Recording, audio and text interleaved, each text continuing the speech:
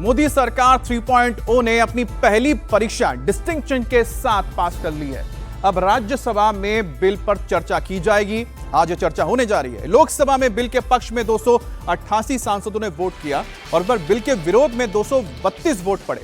वक्फ संशोधन बिल पर लोकसभा में करीब 14 घंटे से ज्यादा चली गर्मागर्मी बहस के बाद यह पास हो गया। इस दौरान विपक्ष बिल को मुसलमानों के खिलाफ साबित करने में लगा रहा और विपक्ष के सांसदों ने चर्चा के दौरान बिल के खिलाफ 100 से ज्यादा संशोधन प्रस्ताव भी रख दिए, लेकिन वोटिंग के दौरान विपक्ष के सभी संशोधन गिर गए। अब विपक्ष का हर दावा फेल हो गया। विपक्ष के नेता कहते रह गए कि बिल के खिलाफ सड़क पर उतरकर अब विरोध होगा, गैर मुस्लिम बहुसंख्यक हो जाएंगे, मस्जिद दरगाह पर कब्जा हो जाएगा, सरकार मुस्लिमों की संपत्ति छीन लेगी। वक्फ बिल पर समर्थन पाने के लिए नीतीश कुमार और चंद्रबाबू नायडू को विपक्ष और मुस्लिम संगठनों ने क्या क्या याद नहीं कराया, लेकिन जब वोटिंग की बारी आई तो जेडीयू और टीडीपी दोनों ने विरोधियों के सपनों पर पानी फेर दिया। वहीं पर सरकार ने चर्चा के दौरान विपक्ष के मुसलमान विरोधी एजेंडे की हवा निकालकर साबित कर दिया कि अब देश में झूठ और वोट बैंक की सियासत नहीं चलेगी। वक्फ बिल पर मुहर इस बात का सबूत है कि बहुमत भले मोदी सरकार के पास अपने दम पर ना हो, लेकिन फैसला लेने में पीएम मोदी का कोई सानी नहीं है।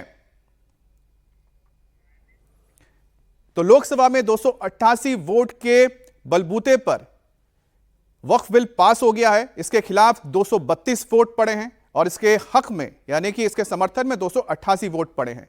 आज दोपहर 1 बजे एक बार फिर से राज्यसभा में इस पर बहस शुरू हो जाएगी और उसके बाद राज्यसभा में जैसे ही बिल पास होगा उसके बाद इसे लागू कराने के लिए राष्ट्रपति के पास भेजा जाएगा। राष्ट्रपति की मुहर लगते ही कानून लागू हो जाएगा पूरे देश में।